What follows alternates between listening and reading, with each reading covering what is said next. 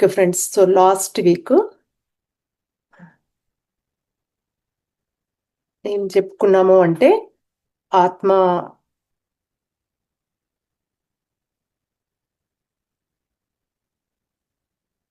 ఏ శ్లోకం చెప్పుకున్నాము, 11th వరకు చెప్పాం కదా. థర్డ్ అయిపోయింది, 11th అయిపోయింది, 12th అండ్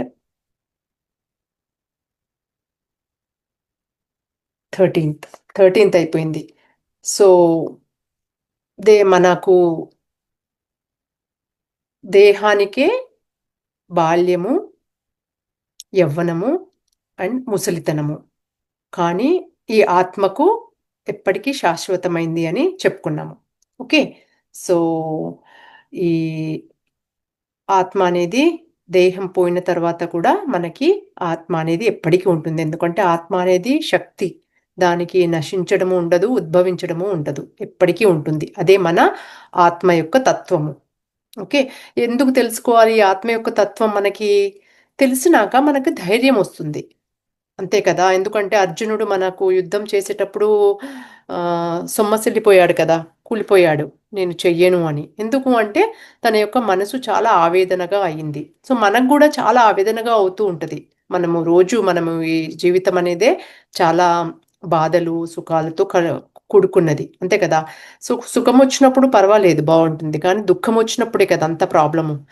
మనకు దుఃఖమే మనకి ప్రాబ్లమే ఉంది, కానీ దుఃఖం ప్రాబ్లంలా తీసుకుంటున్నామా? సమస్యన దుఃఖం అనేది? ఎవరైనా అన్మ్యూట్ చేసి చెప్పండి.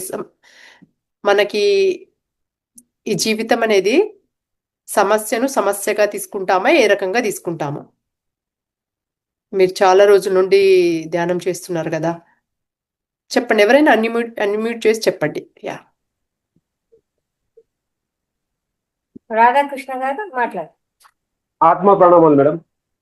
ఆత్మ ప్రణామం సార్. మేడం, మనం దుఃఖంగా తీసుకుంటున్నాము, చాలా ప్రాబ్లమ్స్ గా ఫేస్ చేస్తున్నాము, కాబట్టి అది దుఃఖమే కనిపిస్తుంది మేడం. దుఃఖం చాలా స్ట్రగుల్ గా అవుతున్నాం మేడం. నాకే ఎందుకు ఇలా జరుగుతుంది, ఎప్పుడు నాకు సమస్యలేనా, ముందుకు మార్గం లేదా అనే దాంట్లో మనము సతమతం అయిపోతున్నాం. ముందుకు మార్గం ఎలా కావాలంటే మన ధ్యానం ద్వారా సాధ్యమని పూర్తి విశ్వాసంతో ఆ శ్వాస ఆ భగవంతుని దృష్టి నిలిపి చూస్తే సమస్యగా కనిపించదు, ఒక ఆటలా కనిపిస్తుంది మేడం, ఒక ఆటలా కనిపిస్తుంది. ఓకే, సో మళ్ళీ ఆటలా కనిపిస్తుంది, కానీ మళ్ళీ ఏంటి దాని యొక్క సారాంశం ఏంటి? మనకి వచ్చే ఫలితం ఏంటి దుఃఖం వల్ల? దుఃఖం వల్ల అనారోగ్యం వస్తుంది మేడం. దుఃఖం పడి మన మైండ్ లో అది దుఃఖం పడి నాకు ఇంతే ఇదే అని చెప్పేసి మన మైండ్ లో ఫీడ్ అయిపోతుంది, కాబట్టి దుఃఖం వల్ల అనారోగ్యం వస్తుంది. దానివల్ల మన టైం వేస్ట్ అవుతుంది. ఓకే, సో ఏ రకంగా మరి దుఃఖమును ఏ రకంగా మనం అధిగమించాలి? దుఃఖంని అధిగమించాలంటే శ్వాస మీద ధ్యాస ఒకటే, ధ్యానం ఒకటే శరణం మేడం, వేరే అన్యదా శరణం నాస్తి అని నేను దీని వల్ల తెలుసుకున్నాను మేడం. మహాతర్భావ ఫౌండేషన్ ద్వారా తెలుసుకున్నాను. ఓకే, సో ఏంటంటే దుఃఖం వల్ల ఏమవుతుంది, ఫలితం ఏంటంటే దుఃఖం వల్ల మనకి ఆత్మ పురోగమితి చెందుతుంది. ఆత్మజ్ఞానులకి, ఓకే, ఆత్మజ్ఞానులకి అది మంచిది. ఆత్మజ్ఞానులకి దుఃఖం అనేది మంచిదా, చెడు పనికొస్తుందా? మంచికి పనికొస్తుంది. అవును మేడం, అది అన్నమాట. ఆత్మజ్ఞానం వాళ్ళకి దుఃఖం ఎందుకు అలా కనిపిస్తుంది అంటే, వాళ్ళ దుఃఖము సుఖము రెండు ఒకే విధంగా చూస్తారు, కాబట్టి వాళ్ళు రెండు సేమ్ ఒకటే. మనం రెండు రకాలుగా చూస్తాం కాబట్టి మనకి రెండు రకాలుగా కనిపిస్తాయి. వాళ్ళు ఏకత్వంలో ఉంటారు కాబట్టి ప్రతి ఒక్కటి ఏకత్వమే కనిపిస్తుంది. మనం కూడా ఏకత్వమే, ఇప్పుడు మనము వాళ్ళు అని లేదు, మనము ఏకత్వంలో వచ్చేసాము. ఓకే, కానీ మనం ఏంటంటే ఆ జ్ఞానం ఉన్నోళ్ళకి ఏంటి, జ్ఞానం ఉన్నోళ్ళకి దుఃఖం అనేది ఒక వరం లాంటిది. ఓకే, ఆత్మజ్ఞానులకి. మీరు మ్యూట్ చేసేసుకోండి. Thank you. అదే మనకు ఆత్మజ్ఞానం లేకపోతే అది ఒక దుఃఖం లాంటిది, ఓకే, ఆ నరకం లాంటిది. కాబట్టి మనం ఆత్మ గురించి తెలుసుకోవాలి, ఆత్మజ్ఞానములోకి రావాలి. ఆత్మజ్ఞానం ఉంటే మనకి దుఃఖాలు కూడా వరాలులా అవుతాయి, గిఫ్ట్స్, గురువులా అవుతాయి. అర్థమైంది? అందుకే ప్రతి ఒక్కరు ఇప్పుడు ఇంకా దుఃఖంలోనే ఉన్నాం. దుఃఖంలో ఉన్న వాళ్ళందరికీ మంచి న్యూస్ ఏంది అంటే దుఃఖం నుండి మనము పైకి జ్ఞానంతో ధ్యానంతో దాన్ని పైకి దాన్ని దాటి వెళ్ళినప్పుడు మనకి స్వర్గంలా ఉంటుంది. ఆ దుఃఖమే స్వర్గంలా మారుస్తుంది, మనల్ని ఒక దైవత్వాన్ని చూపెడుతుంది. ఓకే. అదే మనకు సుఖము దైవత్వాన్ని తీసుకుపోదు. హాయిగా సుఖం ఉన్నప్పుడు ఏంటంటే అనుభవిస్తాము చాలా బాగుంది అని. కానీ మనకు దైవత్వాన్ని చూపించేది దుఃఖం మాత్రమే. ఓకే. కాబట్టి మనం మరి ఆ దుఃఖం ఎందుకు తెచ్చుకున్నాము? ఎందుకంటే అది మన ఆత్మ అనేది అనుభవించాలి. సుఖము అనుభవిస్తుంది, దుఃఖము అనుభవిస్తుంది. రెండింటిని అనుభవించి దాని దుఃఖాతీత సుఖాతీత రెండు ద్వంద్వాలు గుణాతీత స్థాయికి వెళ్ళడమే ఆత్మ యొక్క గుణము. ఆత్మకి ఏం గుణాలు ఉండవు కదా. కానీ ఈ రకంగా మనము ఈ దుఃఖం వచ్చింది నన్ను పైకి మంచి పై స్థాయిని తీసుకెళ్ళడానికి వచ్చింది అని మనం అన్నప్పుడు మన ఆత్మస్థైర్యం అనేది పెరుగుతుంది. ఓకేనా? ప్రతి ఒక్కరు రాసుకోండి. ఎవరికైనా దుఃఖాలు ఉన్నోళ్ళకి అందరికీ వార్త ఏంటంటే అది మనల్ని పైకి తీసుకెళ్తాం. మరి పైకి వెళ్తే పైకి తీసుకెళ్తుంది, లేకపోతే కిందికి తీసుకుపోతుంది. మీ ఇష్టము, మన ఇష్టమే రెండు. అర్థమైందా? సో మనసుకి మనము ఏ రకంగా ఇది నాకు వచ్చింది, ఇది నాకు ఒక పాఠం నేర్పించడానికి వచ్చింది, ఏ పాఠం నేర్చుకోవాలి? అన్ని పాఠాలు మన దైవీ గుణాలను నేర్పించడానికే వస్తుంది. ఒక దైవీ గుణాలు నేర్చుకున్న తర్వాత మనము గుణాతీతగా వెళ్ళిపోతాము. ఇప్పుడు అన్ని మనసు రూపంగా ఏం తెచ్చుకున్నాము? అసుర గుణాలే ఉన్నాయి. ఒకరి మీద కోపాలు, ద్వేషాలు, ఒకరితో పోల్చుకోవడాలు. ఓకే, అసుర గుణాలు ఉన్నాయి మనకి. కాబట్టి మనమందరం ఏం చేస్తాము? అమ్మో ఈ గుణాలు మంచివి కాదు, నేను వెళ్ళి చక్కగా నన్ను చక్కదిద్దుకొని నన్ను సరి చేసుకొని నేను గుణాతీత స్థాయికి చేరడానికి వెళ్తాను అని చెప్పి ఒక గట్టి సంకల్పం పెట్టుకున్నాం. మనమంతా పెట్టుకొని వచ్చాము. ఇక్కడికి వచ్చి అన్నీ మర్చిపోతాము. మన వ్యవహారంలో పడి మన ఫ్యామిలీ కుటుంబంలో పడేసేసి ఈ దుఃఖాలు ఇంకెందుకు వచ్చాయి అని అనేసరికి అది ఎందుకు వచ్చాయని బాధ పడేసరికి మిమ్మల్ని కిందికి తోసేస్తుంది. అదే ఆ బాధ నుండి పైకి వెళ్ళాలి అంటే ఏం చేయాలి? మనము ఆత్మస్వరూపములని ఎప్పటికీ మనం గుర్తు చేర్చుకుంటూ ఉండాలి. కాబట్టి ఆత్మ గురించి చాలా నేర్చుకోవాలి. ఆ ఆత్మ గురించి నేర్చుకునే దాన్ని ఏమంటారు? ఆత్మజ్ఞానం అంటారు. ఓకే. సో అన్ని మన శరీరం గురించి నేర్చుకునే దాన్ని సైన్స్, బయాలజీ ఎట్లా అంటామో, ఓకే, లెక్కలు, గణిత శాస్త్రము, ఓకే, భూగోళ శాస్త్రము, భూమి గురించి నేర్చుకునే దానికి ఒక్కొక్క దాని గురించి ఒక్కొక్కటి నేర్చుకునే దానికి ఒక్కొక్క శాస్త్రాల్లో ఉంటారు. ఈ ఆత్మశాస్త్రము, ఓకే, ఆత్మజ్ఞానము అనేది అన్ని జ్ఞానాల కంటే అత్యధికమైన జ్ఞానము. ఏదైతే ఇంకొక శ్లోకంలో భగవద్గీత శ్లోకం చెప్తుంది, ఏ ఏ జ్ఞానం అయితే నేర్చుకుంటే ఇంకొక జ్ఞానం అవసరం లేకుండా ఉంటుందో అదే ఈ ఆత్మజ్ఞానం. ఆత్మజ్ఞానం ఉంటే చాలు, అన్ని జ్ఞానాలు వచ్చేస్తాయి, దాని కిందనే వస్తాయి. ఎందుకంటే అవన్నీ పిల్ల జ్ఞానాల లాంటివి. ఇది ఒకటి తల్లి జ్ఞానము, ఆత్మజ్ఞానం అనేది. అర్థమైందా? కాబట్టి మనము నేర్చుకోవాలి మన ఆత్మస్థైర్యం కోసమని. మనకి భయాల నుండి అన్నిటి నుండి కూడా పైకి తీసుకొచ్చేది ఓన్లీ ఆత్మజ్ఞానమే. ఆత్మ యొక్క స్వరూపం తెలుసుకున్న వెంటనే మనకి ధైర్యం వచ్చేస్తుంది. నేను ఆత్మస్వరూపం కదా, ఎందుకు భయపడుతున్నా? ఈ బాధలని చెప్పి బాధల కంటే అతీతుణ్ణి కదా, ఈ బాధలు ఏంటివి? చిన్నవే, నేను ఈజీగా పైకి రాగలను, దాటగలను అని చెప్పేది మనకు ధైర్యం వస్తుంది జ్ఞానంతో. మరి ఎట్లా రాగానే అయిపోతుందా? మరి వచ్చేస్తుందా? హాయిగా నేర్చుకుంటాం మనము, ఇంటికి వెళ్ళగానే మరి పోతాయా అన్నీ? పోవు కదా. దానికి కొంచెము కృషి చేయాలి. కృషి ఉంటేనే మనుషులు ఋషులవుతారు, మహాపురుషులవుతారు. ఉంది కదా, అందుకే కృషి చేయాలి. కృషి అంటే హార్డ్ వర్క్ చేయాలి. ఎలా హార్డ్ వర్క్? ధ్యానము చేసుకోవాలి చక్కగా. ఓకే, నేను దీన్ని ఏదో రకంగా అధిగమించాలి ఈ బాధని. ఓకే, నేను జ్ఞానంతో ధ్యానంతో రెండు ఇంకా మర్చిపోతుంటే పదే పదే నేర్చుకోవాలి, చదవాలి పదే పదే. వచ్చిన సాటర్డే ఒక్క శనివారం ఒకటే రోజు ఇలా మాడం చెప్పినప్పుడు చాలా బాగుంటుంది, జోలపాటలా ఉంటుంది, హాయిగా వెళ్తాను, నిద్ర బాగా పడుతుంది అని దానికోసం ఉంటే అంతే వస్తుంది మీకు జ్ఞానం. అంతేనా? సో మనకేమో నిద్ర పట్టడానిక ఈ ధ్యానము జ్ఞానము? నిద్రను కూడా అధిగమించే స్థాయికి తీసుకెళ్తుంది. గుడాకేశ ఒకటి మన కృష్ణ పరమాత్మ మనకి అర్జునుడిని గుడాకేశ అంటారు. నువ్వు నిద్రని కూడా జయించిన వాడివి. మనం అక్కడ నిద్ర కోసమే మనము ఈ జ్ఞానం తీసుకుంటున్నామంటే ఇక నిద్రకే పనికొస్తుంది. ఇంకా హాయిగా జోలపాట ఇంకేంది ఆత్మజ్ఞానం రాదు కదా. పడుకొని పడుకొని ఏం చేస్తాము? దుఃఖమే వస్తుంది. ఎక్కువ నిద్రపోతే దుఃఖమే ఉంటుంది, అంతే కదా. ఎక్కువ నిద్రపోతే ఎక్కువ దుఃఖాలు. నిద్ర ఎందుకు పోవాలి మనకి? అంతే కదా. మనకు పత్రిసారి ఏమన్నారు? పగలు పని చేస్తాము, రాత్రి కూడా పని చేస్తాము. ఏ రకంగా? ధ్యానము, జ్ఞానము. నిద్ర పట్టట్లేదంటే అది శుభవార్త. మన జ్ఞానులకి ధ్యానులకి శుభవార్త అది. 3 గంటలకు లేస్తున్నామంటే అది శుభవార్త. అవునా కదా? ఎస్. ఎందుకంటే మనకి అవకాశము భగవంతుడు యూనివర్స్ సృష్టి కల్పించింది. నాకు ఇప్పుడు కొంచెం ధ్యానం చేయడానికి అవకాశం ఇచ్చింది. ఓకే. కాబట్టి ఈ 12వ శ్లోకంలో ఏమంటున్నారు? నత్వేవాహం జాతు నాసం నత్వం నేమే జనాధిప. ఓకే. సో ఈ ఆత్మ అనేది ఎప్పుడు ఉన్నదే. ఓకే. దీని తాత్పర్యం చదువుదాం. నేను ఇదివరకు ఏ కాలంలో లేనట్టు కాదు, నువ్వు కూడా ఇదివరకు ఎన్నడూ లేనివాడివి కాదు. ఇదే రకంగా ఈ రాజులందరూ కూడా ఇంతకు ముందు ఉన్నారు. చెప్పుకున్నాం అమ్మేది అన్నాం. అది అయిపోయింది కదా మేడం, నెక్స్ట్ కూడా అయిపోయింది కదా 13 వరకు. 2వ అధ్యాయం 13 వరకు చెప్పారు. Correct correct. యా, ఇది కూడా అయిపోయింది. కరెక్ట్. 13 వరకు కూడా. యా, జరామరణం అయిపోయింది, అది కూడా అయిపోయింది. యా, దేహినోస్మిన్.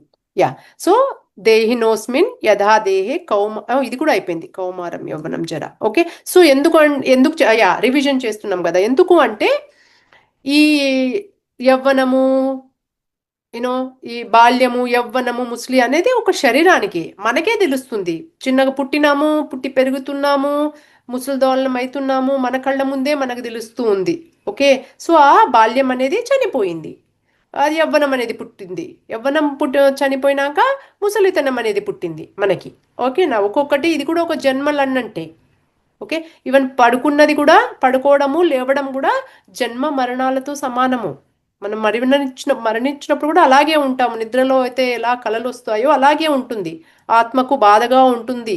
పైకి వెళ్ళినప్పుడు ఆ రకంగా ఏదైతే మనము కలలో మనకి ఎలా బాధలు, దుఃఖాలు, సంతోషాలు మనం ఎలా చూస్తామో, చనిపోయినప్పుడు కూడా అలాగే ఆత్మకు దుఃఖము అలాంటి కలుగుతాయి. పైకి వెళ్ళినాక కూడా అయ్యో నేను ఎంత తప్పు చేశాను, ఎంత దుఃఖం కలుగుతుంది దానికి. అయ్యో నేను ఒక దానికి నేర్చుకోవడానికి వచ్చాను, అది నేర్చుకోకుండా వచ్చేసాను అని ఎంత దుఃఖపడుతుందంటే అంత దుఃఖపడుతుంది అనమాట ఆత్మ. అప్పుడు చేస్తుంది, అబ్బా ఈసారైనా వెళ్తాను అని మళ్ళీ వస్తాము. అలా ఎప్పటికీ రావడము పోవడము, రావడము పోవడము అదే జరుగుతుంది. అర్థమైందా? కానీ ఇప్పుడు ఈ ఆత్మజ్ఞానం వల్ల మనం ఏం చేస్తున్నాము అంటే వచ్చినాక ఒక స్టెప్ పైకి వెళ్తున్నాము. పత్రిసార్ ఎప్పుడంటారు, ఇదే లాస్ట్ జన్మ మనందరికీ, ఇంకా పైకి వెళ్ళి ఇంకో స్టెప్ లేదు. ఎన్నో చేసి చేసి ఇక్కడికి వచ్చేసాము చక్కగా నేర్చుకోవడానికి ప్రతిదీ క్రమశిక్షణగా. సో ఇదే లాస్ట్ జన్మ చేసుకోవాలంటే మరి అన్ని మనం తెచ్చుకున్నవన్నీ ఆ కర్మలు, ఆ బ్యాగులు అన్నీ వాసనలు క్లీన్ చేయాలి కదా. మరి క్లీన్ చేయాలి కాబట్టి చక్కగా ఎక్కువ ధ్యానం చేసుకొని, ఎక్కువ జ్ఞానం చేసుకొని, ఓకే, అలా మనం క్లీన్ చేసుకుంటూ పోవాలి. అట్లా అని మనము మన వ్యవహారాన్ని కానీ మన కుటుంబాన్ని వదిలేయడం కాదు కదా. ఓకే. ఇందులోనే అదే మనకి జ్ఞానానికి దగ్గరికి చేస్తుంది. అదే మనకి ధ్యానానికి కూడా. ఒక రోజు బాధ పెట్టించారనుకో ఇంట్లో వాళ్ళు, ఆ రోజు మనకి చాలా బాగా ధ్యానం కుదురుతుంది. మ్యూట్ చేసుకున్నాం ఎవరు. సో మనకు ఆ రోజు చాలా బాగా ధ్యానం కుదురుతుంది. ఎందుకు అంటే ఆ బాధని తట్టుకొని మనము అయ్యో నేనేం నేర్చుకోవాలి అనే కుతూహలతో, అనే పట్టుదలతో, సంకల్పంతో మనం ధ్యానం చేస్తాము. అప్పుడు ఆ రోజు వస్తుంది. అంటే వాళ్ళ వల్లే కదా మనకు ధాన్యం బాగా కుదురుతుంది. ఓకే.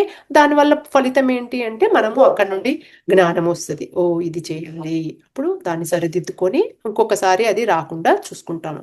ఓకేనా?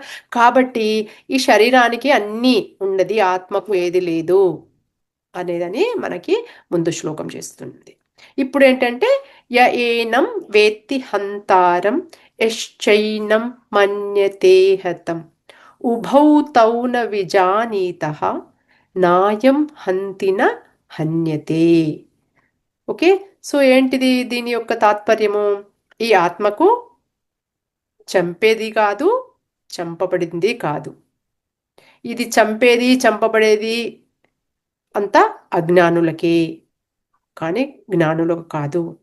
ఎందుకంటే ఆత్మ అనేది చంపబడదు, చంపేది కాదు. ఎందుకంటే మనం ఏం చేస్తాము, ఎందుకు ఇది చెప్పుకోవాల్సి వస్తుంది అంటే దుఃఖపడుతున్నాం కదా, అయ్యో మన వాళ్ళు చనిపోయారు అని దుఃఖం వస్తుంది కదా. అసలు వాళ్ళకి ఆత్మతత్వం ఏంటి, ఇవి వచ్చుడు పోవుడు, ఈ చనిపోవడము పుట్టడం ఏందో అని తెలిస్తే వాళ్ళు కొంచెం ధైర్యంగా ఉండి వాళ్ళకి అర్థమైపోతుంది. ఓకే, ఓ వీళ్ళు వచ్చారు, ఒక పని మీద వచ్చారు, ఒకటి నేర్చుకున్నారు, వెళ్ళారు, నాకు నేర్పించారు, వెళ్ళారు. ఓకే, అది. కానీ మనము ఎప్పుడు దుఃఖం వస్తుంది మనకి, ఎప్పుడైతే నేర్చుకోవడానికి సిద్ధంగా ఉండమో అప్పుడు కంపల్సరీ దుఃఖం ఉంటుంది. సో ఆ దుఃఖం మనకు దుఃఖంలోనే పడి పడి పడి దుఃఖాలే మంచిగా అనిపిస్తున్నాయి మనకి. ఆ రకంగా అయిపోయింది మన పరిస్థితి. కానీ ఇప్పుడు ఏంటి, మారింది పరిస్థితులు. ఆధ్యాత్మికంలోకి రాగానే మనం ఏమనుకున్నాము, అది కాదు, ఆ దుఃఖం కాదు, దుఃఖాతీత అంటే అప్పుడు ఆత్మజ్ఞానం చక్కగా నేర్చుకొని దుఃఖాతీతకి వెళ్ళిపోతున్నాము. దుఃఖం రాగానే ఏం చేసుకుంటున్నాము, నేను ఈ దుఃఖాన్ని కాదు, కానీ ఆ దుఃఖం ఒకటి నేర్పిస్తుంది. దుఃఖాన్ని కాదు అని కంట్రోల్ చేసుకుని, నువ్వేంది దుఃఖం, నాకు బాధ పెడుతూ నువ్వెవరు అని అన్నాం కదా, అదేదో నేర్పిస్తుంది. సరే ఏంటో నేర్చుకుంటాను కూర్చొని. ఓకే, ఎప్పుడైతే మనం అన్ని నేర్చుకొని బయటపడతామో అప్పుడు మనకు ఆ దుఃఖాలు రావడం కూడా ఆగిపోతాయి. ఎప్పటి వరకు అయితే మనకు జ్ఞానము గట్టి పడదో అప్పటి వరకు దుఃఖాలు మనకి వెంబడిస్తూనే ఉంటాయి. కాబట్టి అందరికీ సూచన ఏంటి, దుఃఖం ఉంది అంటే ఇంకా నేర్చుకునేది ఉంది. ఓకే, నేను అన్ని చేస్తున్నా మేడం, అన్ని ధ్యానం చేస్తున్నా, జ్ఞానం నేర్చుకుంటున్నా, ఇంకా దుఃఖాలు పోవట్లేదు అంటే ఏందన్నట్టు, ఏమన్నా సృష్టి ఏమన్నా వాళ్ళతో చాలా అన్యాయంగా ఉందా? సృష్టి ఎప్పుడు కరెక్ట్గానే ఉంటుంది. ఎందుకు పోవట్లేదు అంటే సరిగ్గా నేర్చుకోవట్లేదు, ఎక్కడో పప్పులో కాలేసేసావు, అంతే కదా. చక్కగా చేయట్లేదు, అదేదో వీళ్ళెప్పుడు మారుతారు అనే భావంతో పెట్టుకొని కూర్చుంటాం మనము. మారుతారా? వాళ్ళు మారరు, నీ ప్రాబ్లము పోదు. అదే వాళ్ళు మారుడు కాదు, నేనే మారాలి, నేనేం నేర్చుకోవాలి అనే దృష్టి మన వైపు పెట్టాలి. ఎప్పుడు మన దృష్టే ఉండాలి. వేరే వాళ్ళ నుండి మాట్లాడామంటే మన దృష్టి వాళ్ళలోకి వెళ్ళిపోతుంది, మనం వాళ్ళలో ఒకరు అయిపోతున్నాం. ఓకేనా? సో వాళ్ళు బాలేరు అని చెప్పి బాధపడుతున్నాము, మళ్ళీ వాళ్ళ గురించి మాట్లాడేసరికి ఏమైపోతాము, మనం వాళ్ళలానే అయిపోతాము. కాబట్టి వాళ్ళందరూ నాకు గురువులు అనుకోండి, వెంటనే వాళ్ళు గురువులా మారిపోతారు. ఎలా మనం మాట అంటేమో అదే మారిపోతుంది, అంతే కదా. ఇది ఒక పెయిన్, ఈ బాధ అనేది ఒక పెయిన్, అది ఒక గురువు అన్న వెంటనే ఆ పెయిన్ అనేది ఒక గురువులా మారిపోతుంది. ఏ రకంగా గురువుగా మారిపోతుంది అంటే అది ఒక మనకు మెసేజ్ ఇస్తుంది, అమ్మా నువ్వు ఇది చక్కగా దాని గురించి పట్టించుకో, దాని గురించి చూడు, నీ భుజాల నొప్పులు వస్తున్నాయి, ఎక్కడో ఏమో ఎక్కువ చేస్తున్నావు, ఎక్కువ ఇస్తున్నావు, నీది నువ్వు పట్టించుకోకుండా వేరేళ్ళకి ఎక్కువ చేస్తున్నావు. ఓకేనా? అన్ని ఈ నొప్పులు, ఈ బా బా యూనో ఈ శారీరక భయాలు, శారీరక ప్రాబ్లమ్స్ అన్నీ శక్తి ఉందనుకోండి మనకు, ఈ శరీరమైన పెయిన్స్, డిసీజెస్, అనారోగ్యాలు రావు ఫస్ట్. ఓకే, ఎన్ని బాధలు, 3 రకాల బాధలు కదా, శరీరం బాధలు, ఓకే, మనసు బాధ, ఓకే, మళ్ళీ మనకు ఈ అజ్ఞానము, ఈ జ్ఞానం అనేది ఒక బాధ, ఓకే, ఈ అహంకారం అనేది ఒక బాధ, ఇవన్నీ బాధలు. కానీ మొత్తానికి రెండు రకాల మొత్తం బాధలు చేసుకుంటే, ఒక శరీరం బాధ, ఒక మనసు బాధ. శరీరం బాధ ఏ రకంగా, ఫుడ్ మంచిగా తినేస్తే శరీరం బాధ పోతుంది. ఓకే, సో తర్వాత ఏంటి, మనకి శరీరం బాధ ఫుడ్తోని పోతుంది, మన మాటతోని కూడా. మనం ఎలా మాట్లాడుతున్నాము, ఏం పనులు చేస్తున్నాము అవన్నీ సరిదిద్దుకుంటే మనకి ఆటోమేటిక్గా అయిపోతుంది. కానీ తర్వాత మనసు బాధ ఎలా, సరి అయిన ఆలోచనలు చేయడము, సరి అయిన జ్ఞానం తెలుసుకోవడము, దానివల్ల మన మనసు బాధ పోతుంది. కాబట్టి శరీరం బాధ ఏ రకంగా, మళ్ళీ ఫుడ్డే కాకుండా మనకు ధ్యానం వల్ల కూడా మనకి శరీరం బాధ పోతుంది, అంతే కదా. ఎక్కువ ఎనర్జీలు, శక్తి ఎక్కువ ఉందనుకోండి మనకి, మన బాధలు పోతున్నాయి. శరీరం బాధ ఇంకా పోవట్లేదంటే ఏమిటి దానికి గుర్తింపు అంటే, అనారోగ్యం ఇంకా ఉంది అంటే మనలో శక్తి లేదు, శక్తిపాతం ఎక్కువ చేయాలి. ఓకే, సో శక్తి ఎక్కువ చేయాలి అంటే ఏంటి, ధ్యానం ఎక్కువ చేయాలి, అంతే. ఎక్కువ శరీర బాధలు ఉన్నాయి అంటే ధ్యానం ఎక్కువ చేయాలి, అర్థమైందా. పెద్ద బాధకి ఎక్కువసేపు మనము ధ్యానం చేయాలి. ఓకే, కాబట్టి ఈ శరీరానికి తర్వాత మనసు బాధ ఏంటి, మనసు బాధ జ్ఞానంతో వస్తుంది. ధ్యానం చేసేస్తున్నాము, మన శరీర బాధలు పోతున్నాయి. మనసు బాధ అనేది అసలైన కష్టతరమైంది, ఇంకొక స్టెప్ ఎక్కువ. దానికి ఏం చేస్తాము మనము? ఎలాగో మనము ఆహారం బాగా తీసుకుంటున్నాము, ఓకే, తర్వాత మనకి ఈ ప్రాణవాయు బాగా తీసుకుంటున్నాము, అనారోగ్యం నుండి ఆరోగ్యం పొందాము. ఇప్పుడు జ్ఞానం బాగా తీసుకోవాలి. జ్ఞానం తీసుకొని ధ్యానం కూడా చేసుకుంటూ ఉంటే అప్పుడు మనకి మనసు బాధ అనేది పోతుంది. ఓకే, ఈ రెండు పోయినాక మనకి దాని నుండి కూడా అప్పుడు ఆత్మస్థాయికి మనం చేసుకుంటాము. ఓకేనా? కాబట్టి ఆత్మ అనేది ఎప్పటికీ ఉంటుంది. ఆత్మజ్ఞానులకి మాత్రమే ఆత్మ యొక్క వాల్యూ తెలుస్తుంది. అప్పుడే వాళ్ళు ఈ అనారోగ్యం నుండి కానీ బాధల నుండి బయటపడగలరు. అర్థమైందా? సో అది ఇప్పుడు మీకు శరీరం బాధలు పోవడము, మనసు బాధలు పోయి తర్వాత ఆత్మ దగ్గరికి వస్తాము. ఆత్మ దగ్గరికి వచ్చినాక మనము ఆత్మ ఏంటో తెలుసుకున్నాక, మనం ఆత్మ ఇంకో తెలిసినాక ఇంకా మనకి ఎలాంటి బాధలు ఉండవు, అందరికీ సహాయం చేయడమే, అంతే కదా. సో అది కాబట్టి మనము అజ్ఞానులకు మాత్రమే ఈ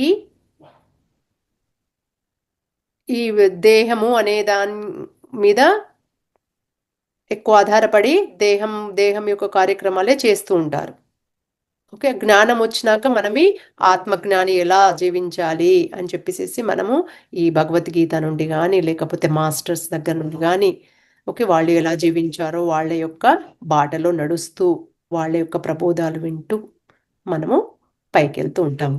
ఓకే, కాబట్టి ఎవరికైనా ఇంకా ఎందుకు చనిపోయారు ఆర్ లేకపోతే ఎందుకు ఈ దుఃఖం వచ్చింది అని మనము బాధపడుతున్నాము అంటే ఇంకా మనలో ఇంకా ఆ ఆత్మజ్ఞానం అనేది గట్టిపడలేదు అని చెప్తున్నారు. అందుకే ఆ అర్జునుడు కూడా అయ్యో నేను చంపేస్తానేమో, వీళ్ళందరూ చనిపోతారు కదా, ఎందుకు వచ్చింది ఈ శ్లోకం ఇక్కడ అంటే, అర్జునుడు చాలా యుద్ధ భూమిలో పడిపోయి నేను అందరినీ చంపేస్తున్నాను, చాలా పాపినైపోతాను, అది చేసే బదులు నేను ఎక్కడైనా భిక్షం ఎత్తుకొని బతుకుతాను, దానికైనా రెడీ కానీ ఇది చేయలేని పాపమైన పనులు అని అంటాడు. అప్పుడు చెప్తాడు పాపం ఏంటి, పుణ్యం ఏంటి, ఈ శరీరం ఏంటి, ఓకే, ఎవరిని చంపుతున్నావు నువ్వు, ఏం చంపుతున్నావు అని చెప్తాడు. సో కాబట్టి అక్కడ అన్యాయం ఉంది కాబట్టి అన్యాయాన్ని సరిచేయడానికి కొన్ని కార్యక్రమాలు చేయాల్సి వస్తుంది. మన ఇంట్లలో కూడా అన్యాయం జరుగుతుంటప్పుడు చెప్పాలి. మనమేం వాళ్ళలా యుద్ధాలు చేసుకోము. ఏం చేయాలి? సరైన మాటలతో సరిగ్గా చెప్తాము. సరి అయిన మాటలతో అవ్వట్లేదంటే అప్పుడప్పుడు కొంచెం గట్టిగా చెప్పవలసి వస్తుంది నా కదా. అంతేగాని మెత్తగానే చెప్తుంటే అవ్వట్లేదు అంటే అప్పుడప్పుడు కొంచెం గట్టిగా ఈ సత్యాన్ని చెప్పాల్సి వస్తుంది. సత్యాన్ని దాచితే కూడా మనకి అనారోగ్యాలు వస్తూ ఉంటాయి. ఓకేనా? అవకాశం చూసుకొని మంచిగా చెప్పడము, మందలిస్తాము. ఇంకా అసలు అవ్వట్లేదు అంటే కొంచెము గట్టిగా చెప్పవలసిన అవసరము అనేది మనకుంది. అదే మనం ఈ సంసారంలో చేయాల్సింది. సో దీని ధ్యాన వివరణ ఏంటి? మనకు పత్రి సార్ ఇచ్చింది, మనం శరీరం కాదు. ఓకే, అందరికి అర్థమైపోయింది కదా, మనం ఆత్మలు అని అందరికీ తెలిసిందా లేదు చెప్పండి అనుకోండి. ఆత్మలు అని నేను ఆత్మను అని రావట్లేదు అని అంటే ఇంకా మీకు ఆత్మజ్ఞానం కానీ ధ్యానం కానీ ఇంకా ఎక్కట్లేదు అన్నట్టు. ఇప్పటికీ అందరికీ గట్టిగా బలంగా నమ్మేసేయాలి. నమ్మకం అనేది మనం ఆత్మనని తెలవాలి. అప్పుడే మన ప్రాణం అనేది కొంచెము ముందడుగు వేస్తుంది. సో రోజు మనం ధ్యానంలో చేసినప్పుడు నేను చాలా ఆత్మను అన్నప్పుడు ఏంటి, మన ఆత్మ యొక్క గుణాలు తీసుకురావాలి. ఎందుకంటే మనము అసుర గుణాలు తీసుకుని వచ్చాము, మరి ఆ గుణాలు వచ్చినాక మన దైవీ గుణాలు తెచ్చుకోవాలి కదా. దానికి మనము ముందడుగు వేయాలి. దైవీ గుణాలు తెచ్చుకున్న తర్వాత మనము గుణాతీత అవుతాము. రెండు నేర్చుకోవాలి. ద్వంద్వాలు కదా, ద్వంద్వాతీత ఎప్పుడు చేరుకుంటాము?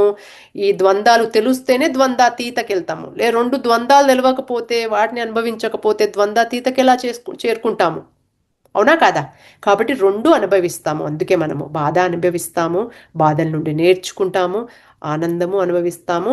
ఆనందం అనిపించాక ఆనందం యొక్క విలువ తెలుస్తుంది. ఓకేనా? కాబట్టి మనమే ఆనందంలో ఉన్నప్పుడు 10 మందికి ఆనందం పంచుతాము. దుఃఖంలో ఉన్నప్పుడు ఆ దుఃఖంలో నుండి మనము బయట దుఃఖం నుండి మనం గుణపాఠాలు నేర్చుకొని ఆ ఆనందానికి చేరుకుంటాం. అర్థమైందా? ఓకే, అంతేగాని సుఖం ఉన్నప్పుడు మనం కింద సుఖం తర్వాత ఇప్పుడు దుఃఖం కదా ఓ సో దుఃఖంలోకి పోతాను అని అనుకోము. ఓకే, అవి వస్తూ ఉంటాయి, మనం చేసిన పూర్వజన్మవి వల్ల మనకు వస్తూ ఉంటాయి. కాబట్టి కానీ మనకు ఆత్మ జ్ఞానం తెలిసినాక వాటికి గుణాతీత స్థాయికి చేరుకుంటాము. రెండిటి యొక్క విలువ తెలుస్తుంది, రెండిటి నుండి నేర్చుకుంటాము చక్కగా. కాబట్టి ఆత్మ అనేది కేవలం శరీరం నుంచి నిష్క్రమిస్తుంది. శరీరం చంపబడ్డ ఆత్మ చంపబడదు. ఎందుకంటే మనం ఇప్పుడు కూడా ఏ రూపంలో ఉన్నాము? శరీరంలో ఉన్నామా, మనసులో ఉన్నామా, బుద్ధిలో ఉన్నామా, అహంకారంలో ఉన్నామా, ఆత్మలో ఉన్నామా? ఇప్పుడు కూడా జీవించేది అంటే ఆత్మలోనే. ఆత్మ అనేది నడిపిస్తుంది వీటన్నిటిని, ఒక ఒక రథంలా నడిపిస్తుంది. ఈ మనకు భగవద్గీత యొక్క బొమ్మ కూడా గుర్తుంది కదా. ఓకే, సో రథసారథి ఉంటారు, రథం ఉంటాయి, గుర్రాలు ఉంటాయి. గుర్రాలు అనేటి మనవి పంచ ఇది జ్ఞానేంద్రియాలు. వాటిని చూసి మనం మైండ్ని చక్కగా చేసుకుంటాము. మైండ్ని చక్కగా చేసి ఈ శరీరాన్ని కూడా చక్కగా చేసుకుంటున్నాము. కాబట్టి ఓన్లీ ఆత్మ అనేది ఓన్లీ అది బయట, శరీరం అనేది అక్కడ శరీరం భూమి నుండే పుట్టింది. మన శరీరం యొక్క తల్లి ఎవరు? అసలైన తల్లి అంటే భూమే. శరీరము, ఈ మనసు, బుద్ధి ఇవన్నీ జడ పదార్థాలు. అవి ప్రకృతి స్వభావాలు. అది ప్రకృతి అనేది అక్కడ పరమేశ్వరుడు పురుషుడు నుండే, ప్రకృతి పురుషుడు రెండు కలగలుపే ఉండే అన్నమాట. ప్రకృతి అనేది మనకి ఈ చైతన్య శక్తిని ఇస్తూ ఉంటుంది. పురుషుడు అనేది స్థిత ప్రజ్ఞ లక్షణాలు కలిగి ఉంటారు. ఓకే, సో అన్నీ మనము దీనితో, ఈ శక్తితో అన్ని కార్యక్రమాలు చేసుకుంటూ మన పురుషతత్వంతో కలిసినప్పుడు స్థిత ప్రజ్ఞులం అవుతామన్నమాట. రెండు సరి సమానంగా ఉండాలి. ఇది ఎక్కువ ప్రాబ్లమే. యూనో పురుషతత్వం ఎక్కువ ఉందనుకోండి, ఏమవుతుంది? ఎక్కువ లేజీగా ఉంటుంది, ఎక్కువ జడ పదార్థం ఎక్కువ ఉంటుంది. ప్రకృతి ఎక్కువైపోయింది అనుకోండి, ఎక్కువగా పనులు చేస్తూ ఉంటావు, అన్ని ఏదేదో పనులు చేస్తుంటావు, ఒక స్థిమితంగా ఉంటాం. కాబట్టి రెండు సరి సమానంగా చేసుకోవడానికే మనకి ఆధ్యాత్మిక ప్రయాణము. అప్పుడే గుణాతీత రెండు తెలుసుకొని, రెండు అనుభవించి గుణాతీతకి వెళ్తాము. అదే అన్నమాట. కాబట్టి ప్రతి పుట్టుకతో ఆత్మ శరీరంలోకి ప్రవేశిస్తుంది. అంతే కదా. శరీరం అనేది మనకి ఈ ప్రతి ఆత్మ శరీరం పుట్టినప్పుడు దాంట్లో ప్రవేశిస్తుంది. ఎందుకంటే అప్పుడు దాంతోనే కదా ఈ ఆత్మని ఈ జీవాత్మ అనేది పరిణితి చెందాలి. జీవాత్మలో ఏముంది అంటే ఇప్పుడు అన్ని మలినాలు ఉన్నాయి. మనము చాలా శుద్ధంగా ఉండాలి. మన జీవాత్మ అనేది పరమాత్మతో సరి సమానంగా శుద్ధమైన ఆత్మ. యాక్చువల్ మనం అందరం అక్కడి నుండే వచ్చాము. అవే గుణాలు కలిగి ఉండాలి, అవే ఆ పరిశుద్ధమైన తత్వాన్ని ఉండాలి. కానీ మనము అన్నీ ఈ శరీరం వచ్చేసేసరికి మనము స్లోగా మనము చాలా దూరంగా వెళ్ళిపోయి ఆ దుఃఖాన్ని అనుభవిస్తూ ఉన్నాము ఇన్ని జన్మలు. ఇప్పుడు ఏంటి, అబ్బా సరే చాలు, ఇంకా నేను అనుభవించను అనే స్థాయికి మనం వచ్చాము. కాబట్టి ఈ ఆత్మస్థాయి అనేది మనకు వచ్చింది. ఓకే, ప్రతి ఒక్కరూ వస్తారు వెనక ముందు. మనం ఏం చేస్తున్నాం? అందరికీ బీజాలు పెడుతున్నాము. ఒకరు చెప్తే అప్పుడు వాళ్ళు మళ్ళీ నెక్స్ట్ టైం వచ్చినప్పుడు, లేకపోతే ఇదే జన్మలో వచ్చేస్తారు కావచ్చు. కాబట్టి శరీరం అనేది ఆత్మకు మాత్రమే. ఆత్మ అన్నది కేవలం శరీరం నుండి వెళ్ళిపోతుంది, కానీ ఆ ఆత్మ అనేది చావదు. ప్రతి పుట్టుకతో ఆత్మ శరీరంలోకి ప్రవేశిస్తుంది. ప్రతి మరణంతో ఆత్మ అనేది శరీరం నుండి విడబడుతుంది. ఓకేనా. కాబట్టి శరీరం అనేది ఇది నిమిత్త మాత్రమే. Okay, temporary. ఆత్మ అనేది ఎప్పటికీ ఉంటుంది. కాబట్టి ఆత్మ పురోగమితి చెందడానికి మనము చాలా కృషి చేస్తూ ఉంటే మంచిగా ఈ జన్మనే లాస్ట్ అవ్వచ్చు, లేకపోతే ఒకవేళ నెక్స్ట్ జన్మలో వస్తే మనమే మంచి స్థాయిలో వస్తాము. ఒకరికి బోధించే వాళ్ళ లెక్క, లేకపోతే మంచి కుటుంబంలో పుట్టి మంచి మనకు రమణ మహర్షులు కానీ, ఆది శంకరాచార్యులు కానీ అంతే కదా, ఒక దేశాన్ని మంచి బాగు చేయడానికనే వస్తారు. అదే అత్యధికమైన స్థాయి. కాబట్టి ఆత్మ అన్నది చంపబడు, ఇవన్నీ తెలుసు మీకు. ఇది తెలుసుకుంటేనే జ్ఞానులం. దాన్నే ఆత్మజ్ఞానం అంటారు. ఇది తెలియకపోతే అజ్ఞాని అవుతారు. ఈ అజ్ఞానంలో ఈ అంధకారంలో అందరికీ మనకి దుఃఖాలే ఉంటాయి. ఓకే, కాకపోతే మనము ధ్యానులు దుఃఖాన్ని ఒక గురువులా ఎంచుకొని పైకొస్తాము. తెలియదనుకోండి, ఈ జ్ఞాన మార్గానికి రాలేదనుకోండి, ధ్యాన మార్గానికి రాకపోతే ఏమవుతుంది? దాన్ని బాధగానే తీసుకుంటాము. రెండు కావాలి ఫ్రెండ్స్. ఓన్లీ జ్ఞానం తీసుకుంటే కూడా మనము ఆత్మ పైకి రాదు. ఓకే, ఎందుకంటే ఆత్మ అనేది నేర్చుకోవాలి కదా. మరి నువ్వు నేర్చుకోకపోతే రోజు ఎలా పైకి వస్తుంది? అది నేర్చుకొని ఆ పరీక్షల్లో పాస్ అయినప్పుడే పైకి అనమాట. ఎట్లయితే మనం స్కూల్లో పాఠాలు నేర్చుకొని పరీక్షకు సిద్ధం అవుతామో అదే రకంగా ఆత్మ కూడా అది అనుభవిస్తుంది. పరీక్షలు వస్తాయి, బయట ప్రపంచం అంతా మనకి పరీక్షలు ఇస్తుంది. ఆ పరీక్షల్ని తట్టుకొని దాన్ని నేర్చుకొని పైకి వెళ్ళినప్పుడే అది ఇంకొక క్లాస్కి, ఇంకొక తరగతి, ఒక మెట్టు ముందుకెళ్తుంది. ఓకేనా? కాబట్టి మనకందరికి పరీక్షలో ఉన్నాము అని అంటే మనం మంచి స్థాయిలో ఉన్నాము అన్నట్టు. ఎందుకు పరీక్ష వస్తుంది? ఎందుకంటే మనం దానికి సిద్ధంగా ఉన్నాము, పరీక్ష రాయడానికి సిద్ధంగా అయ్యాం కాబట్టే పరీక్ష వస్తుంది. పరీక్షలు కొంతమందికి రావట్లేదంటే ఏంది? ఇంకా వాళ్ళు సిద్ధంగా లేరు. అర్థమవుతుందా? ఎవరికి బాధలు లేవు అంటే ఇంకా సిద్ధంగా లేరు. నువ్వు సిద్ధంగా అయితేనే కదా పరీక్ష. ఇంకా నువ్వు సిద్ధంగానే లేవు, నీకు ఇంకెక్కడిది పరీక్ష?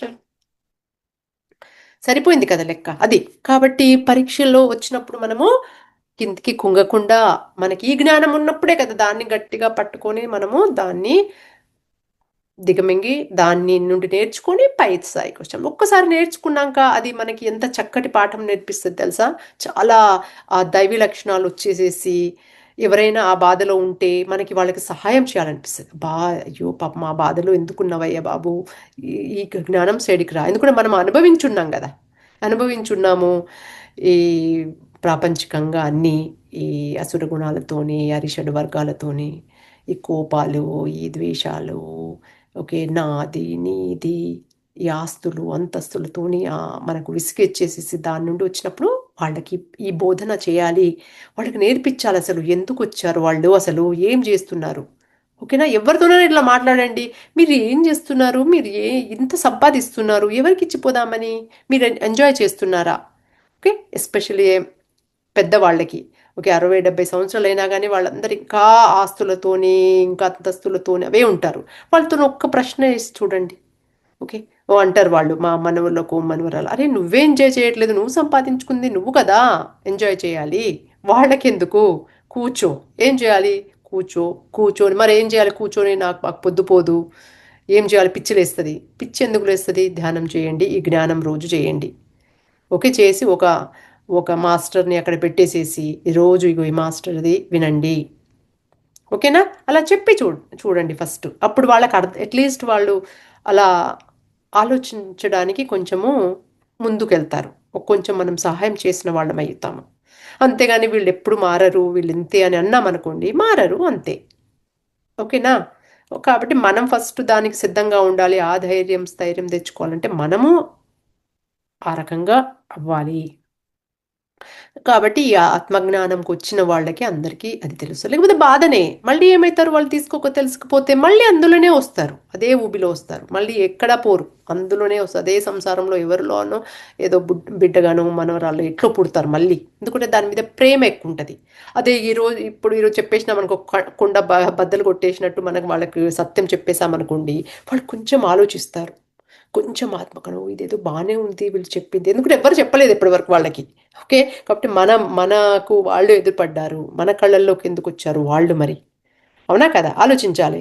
మనం వాళ్ళని ప్రక్కకు తోసేసేసి వీళ్ళు ఇంతే మారరు, వీళ్ళు బాధలే ఇస్తుంటారు అని తోసేసి మనం ముందుకెళ్తున్నాము అని అనుకుంటాం, కానీ అది ముందు ప్రయాణం అది కాదు, అసలైన ప్రయాణం కానే కాదు.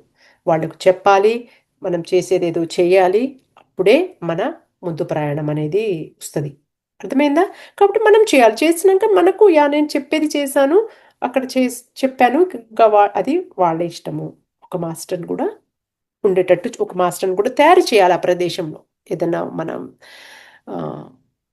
విలేజ్లలో వెళ్ళినా కానీ ఎక్కడికి వెళ్తే అక్కడ. ఓకేనా? కాబట్టి ఆత్మ యొక్క భావన ఇదనమాట. ఆత్మజ్ఞానం ఉన్నోళ్ళు ఈ రకంగా ఆలోచిస్తారు. సరే ఉండని, నువ్వు ఎంజాయ్ చెయ్యి అని చెప్పాలి వాళ్ళకి. వేరేది కాదు, కూడదు కాదు. నువ్వు మంచిగా బ్రతుకు, నువ్వు తెచ్చుకున్నావు, మంచిగా బ్రతుకు, ఇది కూర్చో, ఇదిగో ఇది నేర్చుకో. ఓకేనా? సో ఇది తెలుసుకోవడమే ఆత్మజ్ఞానం. ఇంకేం లేదు. మంచిగా జీవించడము అనేదే ఆత్మజ్ఞానం. అందరితో ప్రేమగా ఉండడమే ఆత్మజ్ఞానం. ఇంకా ఆత్మజ్ఞానం అంటే అదేదో సపరేట్ కాదు. అది తెలుసుకోవాలి. ఈ సమాజంలో ప్రేమతో ప్రేమమయంగా ఉండాలి. వాళ్లకు తెలియచేయాలి. ప్రేమ అంటే ఇది, జీవితం అంటే ఇది. ఓకే, ఉన్నది ఆస్తి అనుభవించు చక్కగా. ఇదే ఇదే జన్మలో అనుభవించేసేసి చక్కగా అనుభవించు. సో నెక్స్ట్ జన్మలో దాని మీద కోరికలు ఉండవు. లేకపోతే మళ్ళీ కోరికలతో వస్తారు. ఇది తెలుసుకోకపోతే అజ్ఞాని అని చెప్తున్నాను అన్నమాట. కాబట్టి ఎవరికి స్థాయిలో ఏ రకంగా మనము జ్ఞానం ఇవ్వాలో ఆ స్థాయిలో జ్ఞానం ఇస్తూ పోవాలి మనం. ఓకేనా ఫ్రెండ్స్? ఒకటేసారి వాడికి ఏం తెలియనోడికి నువ్వు ఆత్మవి అంటే ఏమంటాడు? వాడు ఒక్కడి నిన్ను తిట్టేసేసి వెళ్ళగొడతారు. నువ్వేందయ్య బాబు ఆత్మ అనుకుంటూ వచ్చినావు అని చెప్పి. అవునా కదా? సో ఎవరితోని ఏ రకంగా మాట్లాడాలి, ఎవరు ఏ స్థాయిలో ఉన్నారో ఆ స్థాయి నుండే మనం నేర్పించాలి. ఓకే, సో వాళ్ళు ఆస్తుల మీద ఎక్కువ ప్రేమ ఉన్నోళ్ళకి ఆ క్వశ్చన్స్తోని చెప్పాలి. అదే ధ్యానంలో ఒక ఆల్రెడీ ధ్యానం వచ్చిన వాళ్ళు బాధలు ఉంటే ఇంకా బాధలు ఎందుకు ఉంటాయమ్మా, ఇంకెక్కువ ధ్యానం చెయ్యి, ఎక్కువ జ్ఞానం చేసుకొని వాళ్ళకి చెప్పాలి. సో వాళ్ళు ఏ స్థాయిలో ఉన్నారు అని తెలుసుకోవడం కూడా ఒక జ్ఞానమే. ఓకే, సో ఇంకొక శ్లోకాన్ని తీసుకుందాం ఈరోజు. అది 20 శ్లోకము, 2వ చాప్టర్. ఓకే, సో ఈ 2వ చాప్టర్ సాంఖ్యయోగము. సాంఖ్యయోగము అంటే ద్వంద్వాల గురించి చెప్తారు. ఏది శరీరము, ఏది ఆత్మ, దాన్నే సాంఖ్య. సాంఖ్య అంటే సంఖ్య. 2 సంఖ్యతో స్టార్ట్ అయింది. మనం అంటే సాంఖ్యశాస్త్రము. సంఖ్య అంటే నంబర్. సో నంబర్ అనేది ఈ ఆధ్యాత్మికంలో నంబర్ అనేది ఎక్కడ వస్తుంది? ద్వంద్వాలు. 2 అనేది నంబరు, ద్వంద్వం. ఓకే, మనం చేసేది ఇప్పుడు అద్వంద్వం ఆర్ అద్వితీయం. ఓకే, సో దానికి ఒకటే దానికి ఆత్మ అనేది ఒకటే ద్వంద్వాతీతానికి వెళ్తున్నాము. కాబట్టి ఆ రెండిటి గురించి చెప్తున్నాడు అర్జునుడికి. 2 తెలిస్తే అప్పుడు నీకు అర్థమవుతుంది, ఏ బాబు నువ్వెందుకు బాధపడుతున్నావు, నువ్వు చంపడం అంటున్నావు ఏంటిది అసలు ప్రతిదీ అనేది ఈయన 2 వివరిస్తా ఉన్నాడు. సో 20 శ్లోకం. న జాయతే మ్రియతే వా కదాచిత్ నాయం భూత్వా భవితా వా న భూయః అజో నిత్యః శాశ్వతోऽయం పురాణః న హన్యతే హన్యమానే శరీరే. ఓకే, సో ఈ శ్లోకం ఏం చెప్తుంది మనకి? న జాయతే మ్రియతే వా కదాచిత్. సో ఈ నాయం అంటే ఆత్మ. సో ఎప్పుడు జాయతే అంటే పుట్టుక ఉండదు, మ్రియతే చావడం అనేది ఉండదు, కదాచిత్ ఎప్పటికీ. సో ఈ నాయం నా యొక్క ఆత్మకి ఇప్పుడు జననం ఉండదు, మరణం ఉండదు. అదే పైన చెప్పిన శ్లోకానికే కంటిన్యూవేషను. ఓకేనా? ఎల్లప్పుడూ అది ఉంది, భవిష్యత్తులో ఉంది, భూత్వ ఇప్పుడు భూతకాలంలో ఉంది, ప్రస్తుత క్షణంలో ఉంది, భవిష్యత్తులో భవిష్యత్తులో ఉంది, అండ్ వచ్చే టైంలో కూడా ఉంది. ఓకే, సో ఎప్పటికీ ఉంది అన్నమాట. ఇప్పుడు ఉంది, ముందు ఉంది, ఇక ముందు కూడా ఉంది, లేనట్టు కాదు, ఎప్పటికీ ఉంటుంది. ఓకేనా? సో అజో నిత్య శాశ్వతం, అతి నిత్యమైంది, శాశ్వతమైంది అండ్ పురాణమైంది. ఎప్పటికీ ఉంది, సృష్టిలో అనంతమైంది కదా ఎప్పుడు. అందుకే మనం ఎప్పటికీ ఉన్నాము, లేని వాళ్ళం కాదు. ఈ జ్ఞానం అంతా ఏదో నేర్చుకుంటున్నాం, అబ్బా నేను మస్తు నేర్చుకున్నా అంటాం కాదు, అది ఉంది. కాకపోతే ఇప్పుడు ఏం చేస్తున్నాము? ఆ దుమ్ము దులుపుతున్నాం అంతే. ఉంది ఆ లైటు, ఆ షైనింగ్, ఆ మెరుపు అనేది, ఆ ఆత్మ యొక్క మెరుపు అనేది లోపట ఉంది. దానికి అద్దం మీద దుమ్ము పడితే ఎలా ఉంటుంది? దుమ్మే కనిపిస్తుంది, చక్కగా కనిపించదు. కాబట్టి మనం దుమ్ముతో ఉన్న వాళ్ళమే కావచ్చు అనుకొని దుమ్ముతోనే మనము దేశమంతా తిరుగుతూ ఉన్నాము. అర్థమైంది? ఆ రకంగా. కానీ కాదు, మనం దుమ్ములం కాదు. లోపట వెనకాల ఉండే ఒక మెరుపు, అదే ఆత్మ అనేది మనకి ఈ శ్లోకం నుండి నేర్పిస్తుంది. ఎప్పటికీ ఉన్నావు, జన్మది లేదు, మరణం లేదు. ఓకే, కాబట్టి మనం అప్పుడు కూడా ఉన్నాము. కాబట్టి మనకి ఎందుకు నేర్చుకోవాలి ఇది అంటే, మనకు అప్పుడు ప్రతిదీ ఇప్పుడు ఎవరైనా చెప్పారనుకోండి, ఒక అనుభవం వాళ్ళు ఓకే. ఈ ఆస్ట్రల్ ట్రావెల్ గురించి, వేరే లోకాల గురించి అప్పుడు వాళ్ళకి తెలుస్తుంది. మనకంటే వాళ్ళకి తెలుసు. అది ఉంది, కరెక్టే ఉంది. లోకాలు ఉన్నాయనుకో, ఉంది కరెక్టే. 14 లోకాలు ఉన్నాయి. ఇన్ని చక్రాలు ఉంటాయట. అవును, ఉన్నాయి. ఎందుకంటే అవన్నీ వాళ్ళకు తెలుసు, అనుభవం వచ్చింది కాబట్టి వాళ్ళకి చెప్తారు. ఓకే. సో ఇది ఎప్పటికీ ఉంది, మనకు కూడా తెలుసు, మనకు కూడా ఉంటుంది అని అన్నప్పుడు మనము ఇంకా ఏమేమి నేర్చుకోవాలో నేను ఫటాఫట్ నేర్చుకుంటాను అనే దానికి సిద్ధంగా ఉంటాము. ఎప్పటికీ నేర్చుకోవడానికి సిద్ధంగా ఉంటుంది. ఎందుకంటే ఎంత నేర్చుకుంటే అంత దుమ్ము ఫటాఫట్ క్లీన్ చేస్తూ ఉంటాం మనము. అర్థమైందా? దానికోసం అనేది అనమాట. ఎప్పుడైతే దుమ్ము క్లీన్ చేయమో అప్పటి వరకు బాధలు తప్పవో, ఆ ఆత్మ స్వరూపము అని మనము ఆ, ఆస్వాదించమో అప్పటి వరకు బాధలు. ఓకే.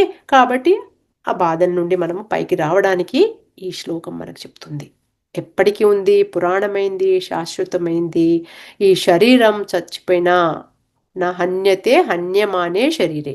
శరీరము చనిపోయినా కానీ మన ఆత్మకు చావుండదు. ఇప్పుడు కూడా మనము దేంతో బ్రతుకుతున్నామా అంటే ఆత్మతోనే. ఏ పనులన్నీ ఎలా చేస్తున్నామో ఆత్మతోనే.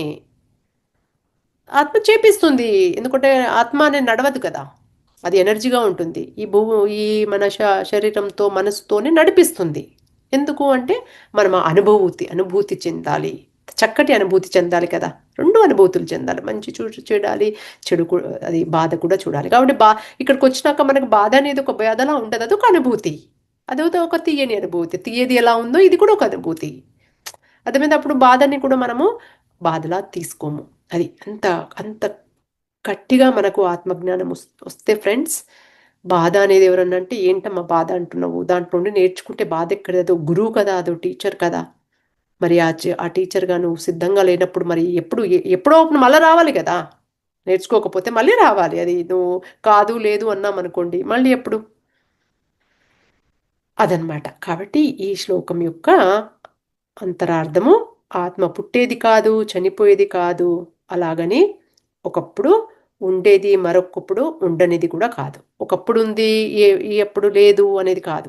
ఎప్పటికీ ఉంటుంది, ఆల్వేస్ ఉంటుంది. మనం చనిపోయినా ఉంటుంది, పుట్టక ముందు ఉన్నాము, ఇప్పుడు ఉన్నాము. ఎన్నో జన్మలు ఎత్తి ఆ ఆ కృష్ణుడు, రాముడు ఉన్నప్పుడు ఉన్నాము ఏదో ఒక రూపంగా. దానికంటే ముందు సృష్టి అవ్వకముందు కూడా ఉన్నాము. ఎందుకంటే మనమంతా శక్తి స్వరూపులం కాబట్టి, శక్తి ఎప్పటికీ ఉంది కాబట్టి మనం కూడా ఉన్నాము. అందులో నుండే ఉద్భవించాము ఒక జీవాత్మలా. కాబట్టి మరొకప్పుడు ఉన్నది కాదు. ఆత్మ జనించేది కాదు, మరణించేది కాదు. ఓకే. ఎప్పుడు ఒకేలా ఉంటుంది. నాశనం లేదు, సనాతనమైనది, చంపబడదు. ఓకే. దేహం చనిపోయినా కానీ ఉంటుంది. ఆత్మకు అనేది నశించదు అనేది ఈ తాత్పర్యం. సో ఇది ఎప్పుడు మన పత్రిసారి వివరణ చూద్దాము. ఈ ఆత్మ అనేది దేహి అనేది, ఆత్మ అంటే దేహి, ఒక జీవాత్మ. మనం ఆత్మ అన్న, జీవాత్మ అన్న, దేహి అన్న ఒకటే. ఓకేనా? దేహంతో, ఈ శరీరంతో నడుస్తూ ఉండేవాడే దేహి. లోపట ఏముంది? ఆత్మనే మొత్తము. జీవాత్మ ఆత్మ అయినా దేహి అన్న అంతా ఒకటే. ఓకే. అదే శరీరము, మనసు అంటే అది వేరు. ఓకేనా? అది దీన్ని నడిపిస్తుంది. మరి వాటిని ఎలా ఆత్మ నడిపిస్తుంది అంటే, ఆత్మ గురువు అయినప్పుడు ఎంత చక్కగా నడవాలి కదా మన శరీరం కానీ మనసు అని. మరి ఎందుకు సరిగ్గా నడవట్లేదు అనేది ఒక ప్రశ్న చేసుకోవాలి. మరి అంత పవిత్రమైన ఆత్మ, ఆ గురువు, ఆ దేవుడు లాంటి గురువు మరి మనలో ఉన్నప్పుడు, మనల్ని నడిపిస్తున్నప్పుడు, మరి నేను ఎంత తిక్కగా నడుస్తున్నా, వంకర వంకరగా అనేది ఒకసారి ఆలోచించుకోవాలి. ఓకే. ఎందుకు నడుస్తున్నాము అంటే దానికి బాగా దుమ్ము పట్టేసేసి ఆ ఆత్మజ్ఞానాన్ని, ఆత్మనే మనము కవర్ చేసేసుకుంటున్నాము. ఆగు నువ్వేంది మంచిదానికి పొమ్మంటున్నావు, అది చేత కాదు, అసలు అయ్యే పనే కాదు అది అనుకుంటున్నాం. కానీ అవుతుంది. చాలామంది ఇక్కడ రారు ఎందుకంటే ఆ ధైర్యం లేకనో, లేకపోతే అది అవ్వదు అంటారు. కానీ ఇప్పుడు అవ్వకపోతే ఇంకెప్పుడు? మళ్ళీ వచ్చేసరికి కూడా ఇట్లాగే అవుతుంది. లేదు, అది ఉంది, మంచి అనేది ఉంది. కొంతమంది మంచి కూడా మంచి లేదు, ఏం లేదు. ఒక్కసారి ఎక్కడో మోసం జరుగుతుంది వాళ్ళకి, అంతటా అదే మోసం అనుకుంటారు. అందుకే వాళ్ళు రారు. లేదు, అసలు దేశం మీద మంచోళ్ళే లేరు అనుకుంటారు వాళ్ళు. వాళ్ళు తప్పేం లేదు పాపం. ఒక్కసారి మోసం, అప్పుడు వాళ్ళకి ఏంది స్లోగా, అవును నువ్వు చెప్పేది కరెక్టే, ఒకసారి ఎవరో ఒక్కరు చేసుంటారు మీకు మీ జీవితంలో. అందరూ చేసున్నారా? అందరూ మోసగాళ్ళేనా? అనేది ఒకసారి మనము కొంచెం కరెక్ట్‌గా ప్రశ్నించాలి. అంతేగాని నువ్వు నువ్వు నీకు పిచ్చోడివి అయిపోయినావు, నువ్వు అసలు నువ్వు నా మాట వినవు అని కాదు. లేదు. ఎక్కడైనా మనసుంటే అదే కృషి ఉంటే మహాపురుషులవుతారు అన్నట్టు మనం కొంచెం కృషి చేసి వాళ్ళకి చెప్పాలి. మన కృషి అని చెప్పేసేసి వాళ్ళలోకి వెళ్ళిపోయి మళ్ళా ఆ బాధ తెచ్చుకొని అబ్బా! ఈయనకి 100 సార్లు చెప్పినా నా ఎనర్జీ పోయింది, నా మైండ్ పోయింది, నా టైం వేస్ట్ అయింది అని కాదు. ఒక మంచి పని చేయడానికి వెళ్తున్నాను, చేస్తున్నాను, చెప్తున్నాను. వాళ్ళకు మంచిగానే జరగాలి అనే ఉద్దేశంతో వెళ్ళాలి. అదే సంకల్పంతో వెళ్ళాలి. మన సంకల్పమే ఎప్పుడు కానీ విన్ అవుతది, గెలుస్తది. ఆత్మజ్ఞానులు అనుకున్న సంకల్పాలే వస్తాయి. నువ్వు కాదు అనుకుంటే కాదు, అవుతది అంటే అవుతది. దాని మీద ఆత్మజ్ఞానులు చాలా జాగ్రత్తగా మాట్లాడడం కానీ చేయడం కానీ చేయాలి. తెలియక పాత పాత జ్ఞాపకాలు గుర్తొస్తాయి కాబట్టి వీళ్ళు అస్సలు కాదు, నేను అంతకుముందు అనుభవించాను, ఇప్పుడు కూడా అలాగే చేస్తారు. నాకు కూడా అప్పుడప్పుడు వస్తుంటాయి. ఎవరన్నా చేస్తే అబ్బా ఇక్కడ వీళ్ళు మారారో లేదో మారలేదు అనుకుంటా అని చెప్పేసేసి అదే ఆలోచనతో అనుకుంటాం. కానీ మళ్ళీ నాకు అనిపిస్తుంది అయ్యో నేనే మారరు అనుకుంటే ఇంకెప్పుడు మారరు కదా, మరి మరి ఎలా నేను నేను ఇలాగే వెళ్తే మళ్ళీ నేను అదే తీసుకొని వస్తాను. మళ్ళీ నా నమ్మక వ్యవస్థ కదా, మారరు అనేది నా నమ్మకం. కానీ ఇప్పుడు ఏం నమ్మకము, మారుతారు. అవునా కాదు, అందరు మారుతారు. ఇప్పుడు పత్రి సార్ అందరూ మారుతారనే ఉద్దేశంతోనే కదా తను చేశారు. ఎవరికైనా తనకి ఈ ఈ అణువంత మాత్ర కూడా తనకి డౌట్ లేకుండే మారరు అనేది. ఎప్పుడైనా చెప్పారా మారరు అనేది? ఎప్పుడూ చెప్పరు. అందరూ ధ్యాన జగత్, శాకాహార జగత్ అయ్యే తీరుతుంది, జ్ఞాన జగత్ అవుతుంది అనే కథ చేశారు. అవుతుంది, నిజంగానే అవుతుంది. అది మన మాట మీద ఆధారపడి ఉంటుంది అనమాట. కాబట్టి ఇక వాళ్ళు అవుతారు. ఇంకా వాళ్ళు అవ్వట్లేదు అంటే నా శక్తిలో ఏదో లోపం ఉంది. అవ్వట్లేదంటే ఏంటన్నట్టు, ఇంకా మన శక్తి పెంచాలి. అప్పుడు మనము ఏ రకంగా అని చెప్పి మనం ధ్యానంలో ఎక్కువ ధ్యానం చేసుకొని మనం ఇంకా శక్తిని పెంచుకొని వెళ్తూ ఉంటాము. అప్పుడు కంపల్సరీ జరగాల్సిందే. ఒక్క అణువంత మాత్రం వాళ్ళలో మార్పు వచ్చిన ఒక్కటి ఆలోచన మనం పెట్టేసి అంత చేసినా చాలు మనకి. ఓకే, వాళ్ళైపోయి ఈ రోజే అయిపోవాలని కాదు, మన ప్రయత్నం అనేది మనం చేయాలి. సో అది ఫ్రెండ్స్. సో ఎప్పటికీ ఆత్మ అనేది ఉన్నది. ఇది ఎప్పుడు పుట్టలేదు, ఎప్పుడు చావదు. ఆత్మ అనేది నిత్యం, శాశ్వతం, సనాతనం. సనాతనమైనది, నిత్యమైనది, శాశ్వతమైన ఆత్మ. ఈ ముక్కు, ఈ నోరు, ఈ కాళ్ళు, ఈ కళ్ళు, ఈ చేతులు కాదు మనం. ఓకే, మనము ఆత్మలమే. ఇదంతా ఈ శరీరం ఇదంతా ఏంటి మనకి ఒక అనుభూతి చెందడానికి తోడ్పడుతుంది అంతే. ఓకే, సో ఇది ఒక సెల్ ఫోన్ డబ్బా లాంటిది.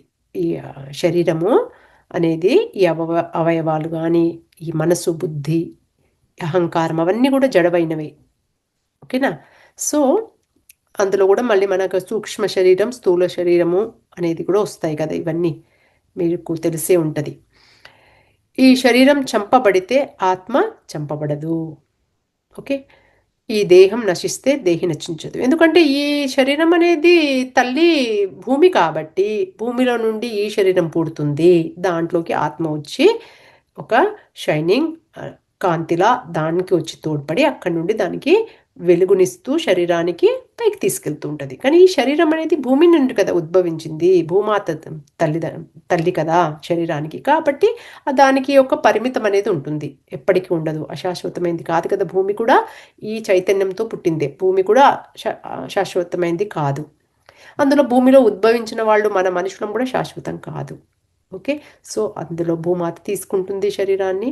అప్పుడు ఆత్మ మాత్రము చక్కగా ప్రయాణించి పైకి వెళ్ళిపోయి ఏం చేయాలో వాటి యొక్క ప్రయాణంలో అది వివరిస్తూ ఉంటుందన్నమాట, వాళ్ళ యొక్క ప్రణాళిక. కాబట్టి మనకి ఈ నిజము, ఈ సత్యం తెలిస్తే మనకి ఈ బాధలు వీటితోని ఎక్కువ మనము దాంట్లో ఉండము అని చెప్పి పదే పదే పదే ఒకటే జ్ఞానము కానీ పదే పదే వివిధ రకాలుగా చెప్పడం వల్ల మనకి గట్టి పడుతుంది. ప్రతిదానికి మనము మన పరిస్థితులకి, మన జీవితానికి అనువదించుకోవాలి. ఇది నేర్చుకునేది ఏదో ఆత్మ గురించి ఏదో వేరే శాస్త్రము అని కాదు. అది ఇప్పుడు మనం జీవించే జీవితం కోసమే ఇది, ఈ జ్ఞానం. ఓకేనా? ఎలా జీవించాలి అనే దానికోసమే. ఆ ఆత్మజ్ఞానం వేరు, మన ప్రపంచం వేరు కాదు. అది నేర్చుకోవాలి, ప్రపంచంలో ఎలా మెదలాలి అనేదే నేర్పిస్తుంది. కాబట్టి ఈ దేహం నశిస్తే దేహి నశించడు. దేహి అంటే ఏంటి? జీవాత్మ. ఇదే మౌలికమైన జ్ఞానం, ఆత్మజ్ఞానం. ఈ కృష్ణుల వారు ప్రసారమవుతున్న భగవద్గీత సారం. అంత భగవద్గీత సారం ఏంటి? మనము దేహం అనేది నశిస్తుంది, ఆత్మ అనేది నశించదు. ఎక్కడికి పోయినా అదే ఒకటే ఉంటుంది సారాంశం. కానీ మనకి ఏదేదో ఎన్నో భగవంతుడు చాలా రకాలుగా ప్రయత్నించాడు అర్జునుడికి చెప్పడానికి. ఓకే, అదే జ్ఞానం మనకు కూడా వర్తిస్తుంది. కాబట్టి ఎన్నో అసుర గుణాలు తెలుసుకోవాలి. మనం ఎవరము, మన పురుషుడు అంటే ఎవరు అని తెలుసుకోవాలి. అవన్నీ ఒక్కొక్క చాప్టర్లో ఒక్కొక్క సారాంశం వస్తుంది. ఒక ద్వంద్వాలు అంటే తెలుసుకోవాలి. అంతేగాని కృష్ణుడు చెప్పేసేవిట, అవును నువ్వు ఆత్మ, నువ్వు చేయాల్సిందే అని చెప్పేసేయచ్చు కదా ఆయనే. నేను చెప్తున్నా నువ్వు చేసేసయ్యా అనొచ్చు కదా, భగవంతుడే కదా. నేను చెప్తున్నా నువ్వు చేస్తావా లేదా అని లేదు. తనంత జ్ఞానం ధారపోసాడు, మొత్తం జ్ఞానం ధారపోసి ఇప్పుడు అర్జున నువ్వు డిసైడ్ చేసుకో అంటాడు లాస్ట్కి. ఇప్పుడు నీకు చెప్పేదంతా చెప్పాను, ఇప్పుడు నువ్వు వెనకకి వెళ్ళిపోతా అంటే వెళ్ళిపో, యుద్ధం చేస్తా అంటే చెయ్యి, నీ ఇష్టము అని చెప్పేశాడు. ఆయన ఏది కూడా చెప్పలేదు. అందుకే భగవంతుడు, మనమే భగవంతుడము. మనకు 2 బాటలు వస్తాయి, నువ్వు చూజ్ చేసుకో, మనమే చూజ్ చేసుకోవాలి. ఓకే, సో ఒక్కసారి మనము ఈ చైతన్య శక్తికి అనుసంధానం అయిపోయి, ఆత్మజ్ఞానానికి, ధ్యానానికి అనుసంధానం అయిపోయినాక ప్రతీదీ మనకి సరి అయిన బాటే, ఏది సరికాదు అనేది. ఎందుకంటే సరికాదు అనే దాన్ని కూడా మనమే కదా సరి చేయాలి. కాబట్టి అది కూడా సరి అయిన బాటే. సో ప్రతి ఒక్కరూ సరికాదు అనేది కూడా సరి అయిన దాంట్లోకి మారిపోయి, ఆ 2 కూడా దాని నుండి కూడా అతీతంగా పోవడమే మనము. కాబట్టి ఇక్కడైనా నా పనే ఉన్నట్టుంది, ఇక్కడైనా నా పనే. మనం మారనంత వరకే ఎందుకంటే మనం మారనంత వరకు మనకు బాధలు ఉంటాయి కదా, చాలా మన ప్రాబ్లమ్స్ ఉంటాయి. అవి అప్పుడే మనం అది కొంచెం అడ్డుతెర పెట్టేసేసి మన దానికి ప్రారంభిస్తాము. అంతా ఒకటే అని తెలుసుకున్నాక దేనికి అడ్డుతెర లేదు, అంతా ఒకటే. మనమంతా విశ్వమంతా వ్యాపించి ఉన్నది మనమే, నేనే, అందరూ నా స్వరూపలే. కాబట్టి వీటి దగ్గర నా ఎదురుగా వచ్చిన వాళ్ళు ప్రతి ఒక్కరూ నా స్వరూపమే. వారు సరిగ్గా బాధలో ఉన్నారు అంటే నేనేదో చేయాల్సి ఉంది ఇక్కడ కార్యక్రమం. అర్థమైందా? కాబట్టి ఎక్కడికి వెళ్ళినా మనం ఒకటే ఫ్రెండ్స్. ఆ ద్వంద్వాలు అనేది మనము ఆ జ్ఞానం సరిగ్గా పట్టనంత వరకే ద్వంద్వంగా ఉంటాము. తర్వాత అంతా ఒకటే అవుతుంది. ఓకేనా? కాబట్టి మీరు ఎక్కడి వరకు ఉన్నారు ఏంటి? ఓకే, మనం సాధన చేసినప్పుడు కొంచెం టైం ఎక్కువ పెట్టుకొని మనం బాగా గట్టిగా అవ్వడానికి తీసుకోవాలి, ఎక్కువ టైం తీసుకోవాలి. అక్కడికి ఒక దగ్గర, ఎందుకంటే అక్కడ మన బాధే, మనమే గట్టిగా లేము. ఇంకా మనము అక్కడికి వెళ్ళి ఇంకా బాధ తీసుకుని వస్తే దానికి ఫలితం లేదు కదా. కాబట్టి బాధ వచ్చినప్పుడు పక్కకు తుడిచి బాగా ధ్యానము జ్ఞానం తీసుకుని మళ్ళీ రావాలి. ఓకేనా? అది అయ్యే వరకు మనము కొంచెం సాధన ఎక్కువ చేయాల్సి వస్తుంది. సో అది ఆత్మతత్వంలోనే ఉంటూ మన ప్రాపంచిక వ్యవహారాలు నిర్వహించుకోవాలి. సదా ఆత్మ యొక్క స్వరూపాన్ని గుర్తుంచుకోవాలి. ఇది మననం చేసుకుంటూ ఉండాలి. ఓకే, సో మనం ప్రాపంచికం వేరు, ఈ ఆత్మజ్ఞానం వేరు, ఆత్మీయులు వేరు అని అనుకోకూడదు. లేదు, మనం తెచ్చుకున్న ప్రతి ఒక్కరు కూడా ఆత్మీయులే కదా. ఆత్మ ఉన్న ప్రతి ఒక్కరూ ఆత్మీయులే. అందుకే మా ఆత్మీయులు అని చెప్పుకుంటుంటాం మనము. ఎక్కడికైనా వెళ్ళినప్పుడు మా ఆత్మ బంధువులు, ఆత్మీయులు అని అంటాము చక్కగా. కానీ ఆత్మతో అంటే ఏందో తెలియదు మనకి. ఓకే, అప్పుడు వాళ్ళకి క్వశ్చన్ ఏదే మా ఆత్మ బంధువులు అంటే, అవును చాలా చక్కగా చెప్పావు, ఏంటి ఆత్మ అంటే ఏంటి అని అడగాలి ఒకసారి. అప్పుడు వాళ్ళకి అర్థమవుతుంది ఆత్మ అంతే కదా.